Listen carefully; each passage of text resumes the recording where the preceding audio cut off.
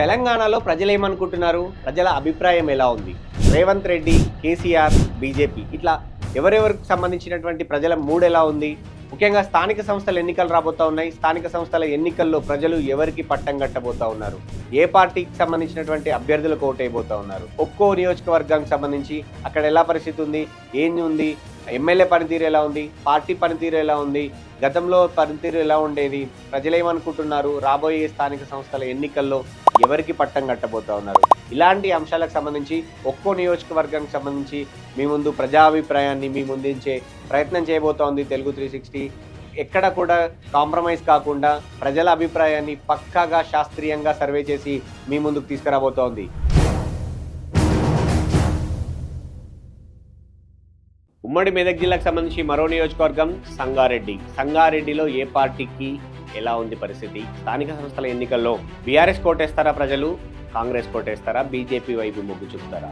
అక్కడ 2023 అసెంబ్లీ ఎన్నికల్లో BRS party తరఫున చింతా ప్రభాకర్ గెలుస్తారనుకున్న జగ్గారెడ్డి కాంగ్రెస్ వేవ్లోనూ ఓడిపోయారు. సో అక్కడ ఇప్పుడు పరిస్థితి ఏంటి? జగ్గారెడ్డి యాక్టివ్గా ఉన్నారు. ఎమ్మెల్యేగా చింతా ప్రభాకర్ ఉన్నా కూడా జగ్గారెడ్డి యాక్టివ్గా ఉన్నారు. జగ్గారెడ్డి వాళ్ళ వైఫ్ నిర్మలా జగ్గారెడ్డి కార్పొరేషన్ చైర్మన్గా హోదాలు అక్కడ వరుసగా రివ్యూలు చేస్తూ ఉన్నారు. సో నేను నిధులు తెస్తాను, నియోజకవర్గాన్ని అభివృద్ధి చేస్తాను అని జగ్గారెడ్డి పదే చెప్తున్న నేపథ్యంలో అక్కడ స్థానిక సంస్థల ఎన్నికల్లో ఎవరికి ఎడ్జ్ ఉండబోతా ఉంది? ఏ పార్టీకి గెలవబోతా ఉన్నారు? ఏ పార్టీకి ప్రజలు ఓట్లేయబోతా ఉన్నారు? ఇప్పుడు చూద్దాం. సంగారెడ్డి నియోజకవర్గం సంబంధించినటువంటి మొదటి క్వశ్చన్, కేసీఆర్ పాలన కంటే రేవంత్ పాలన మెరుగ్గా ఉందని మీరు భావిస్తున్నారని అడిగితే సంగారెడ్డి ప్రజలు చెప్పిన మాట ఉంది, మెరుగ్గా ఉంది అనే వాళ్ళ సంఖ్య 31% అయితే, లేదు అనే వాళ్ళ సంఖ్య 52.63%, ఇప్పుడే చెప్పలేమనే వాళ్ళ సంఖ్య 15.78%.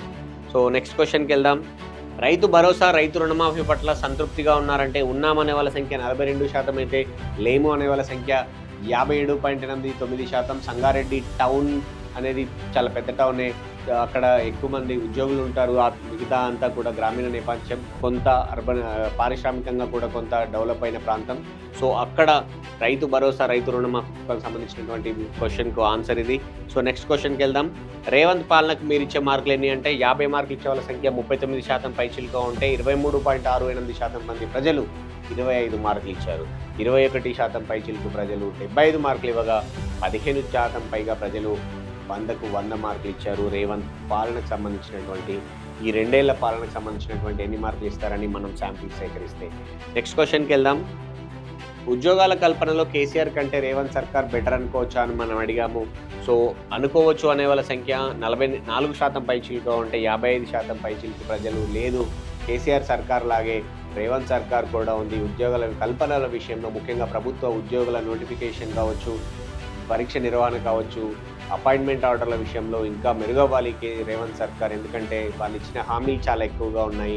గతంలో ఇన్ని ఉద్యోగాలు ఇస్తాము, జాబ్ క్యాలెండర్ ఇస్తాము అని చెప్పారు, కానీ అవి జరగట్లేదు అమల్లో అనేది అయితే చాలా స్పష్టంగా, నెగటివ్ ఫీలింగ్ అయితే చాలా స్పష్టంగా కనపడతా ఉంది. నెక్స్ట్ క్వశ్చన్కి వెళ్దాం. కీలకమైనటువంటి క్వశ్చన్, సంగారెడ్డి నియోజకవర్గంలో బీఆర్ఎస్ పార్టీ ఎమ్మెల్యే గెలిచారు. సో 2 సంవత్సరాల తర్వాత మీ ఎమ్మెల్యే పనితీరు ఎలా ఉంది, మెరుగ్గానే ఉందా అని అడిగితే బాగుంది అనే వాళ్ళ సంఖ్య 42% అయితే, బాగోలేదు అనే వాళ్ళ సంఖ్య దాదాపు 47.36%, ఇంకా మెరుగుపరుచుకోవాలనే వాళ్ళ సంఖ్య 10%. చింతా ప్రభాకర్కు సౌమ్యుడు అనే పేరుంది. సో అయితే ఓవరాల్గా మాత్రం ఆయన బాగోలేదనే వాళ్ళ సంఖ్య కొంత ఎక్కువగా అయితే కనపడతా ఉంది. నెక్స్ట్ క్వశ్చన్కి వెళ్దాం. ఉచిత బస్సుకు సంబంధించి ప్రయాణం పట్ల మీ అభిప్రాయం ఏంటి? ఫ్రీ బస్కు సంబంధించి అని అడిగితే బాగుంది అనే వాళ్ళ సంఖ్య 42%, యాజ్ యూజువల్ అన్ని నియోజకవర్గాలాగే బాగలేదు అనే వాళ్ళ సంఖ్య ఎక్కువగా ఉంది, 57.89%గా ఉంది. నెక్స్ట్ క్వశ్చన్కి వెళ్దాం. కాంగ్రెస్ 6 గ్యారంటీలను అందించడంలో సక్సెస్ అయ్యిందా అని మనం అడిగాము. దానికి సంగారెడ్డి నియోజకవర్గ ప్రజలు కాలేదు అనే వాళ్ళ సంఖ్య 47% పైగా ఉంటే, సక్సెస్ అయ్యింది 6 గ్యారంటీలు ఇవ్వడంలో కాంగ్రెస్ అని 31% మంది ప్రజలు చెప్తే, 2 సంవత్సరాలే కదా అయ్యింది, ఇంకా నమ్మకం ఉంది చేస్తారనే వాళ్ళ సంఖ్య 21% బాగా ఉంది. సో ఇది. నెక్స్ట్ క్వశ్చన్కి వెళ్దాం. కాళేశ్వరం సంబంధించి కాళేశ్వరం ప్రాజెక్టులో అవినీతి జరిగిందని మీరు నమ్ముతున్నారా అని సంగారెడ్డి నియోజకవర్గ ప్రజలను అడిగితే నమ్మట్లేదు, వ్యతిరేకిస్తున్నామనే వాళ్ళ సంఖ్య ఎక్కువగా ఉంది సంగారెడ్డిలో. ఇది అవును నమ్ముతున్నామనే వాళ్ళ సంఖ్య, అవినీతి జరిగింది అనే వాళ్ళ సంఖ్య 30% పై చిలుకుంటే, కాంగ్రెస్ ప్రచారమైన వాళ్ళ సంఖ్య 15% పైగా ఉంది. సో ఓవరాల్గా కాళేశ్వరంకి సంబంధించి బీఆర్ఎస్కు కొంత సపోర్టుగా సంగారెడ్డి నియోజకవర్గం ఉన్నట్టుగా కనపడుతూ ఉంది. నెక్స్ట్ క్వశ్చన్, కవిత కొత్త పార్టీ పెడితే మద్దతు ఇస్తారా అని అడిగితే అవుట్ రైట్‌గా మద్దతు ఇవ్వమనే వాళ్ళ సంఖ్య ఎక్కువగా ఉంది. మద్దతు ఇస్తాము, ఇప్పుడే చెప్పలేమనే వాళ్ళ సంఖ్య కూడా అత్యల్పంగా ఉంది. కవితకు సంబంధించినటువంటి ప్రశ్న ఇది. ఎందుకు అంటే ఆమె బీఆర్ఎస్ పార్టీ అధినేత కేసీఆర్ కూతురు ఎమ్మెల్సీగా ఉన్నారు. ఆవిడని ఇటీవల పార్టీ నుంచి సస్పెండ్ చేశారు. ఆమె అడుగులు కొత్త పార్టీ వైపు ఉన్న నేపథ్యంలో అడిగినటువంటి ప్రశ్న ఇది.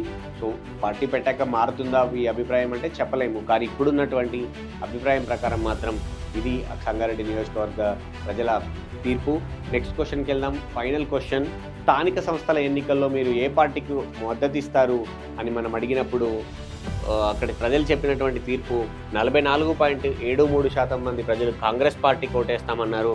బీఆర్ఎస్ పార్టీ ఎమ్మెల్యేగా ఉన్నటువంటి అక్కడ సంగారెడ్డి నియోజకవర్గంలో బీఆర్ఎస్ పార్టీకి 34% మంది ప్రజలు మాత్రమే ఓటేస్తామంటే బీజేపీకి కేవలం 7% అయితే 7.89% అయితే ఇండిపెండెంట్ అభ్యర్థులకు 13% పైగా ఉంది.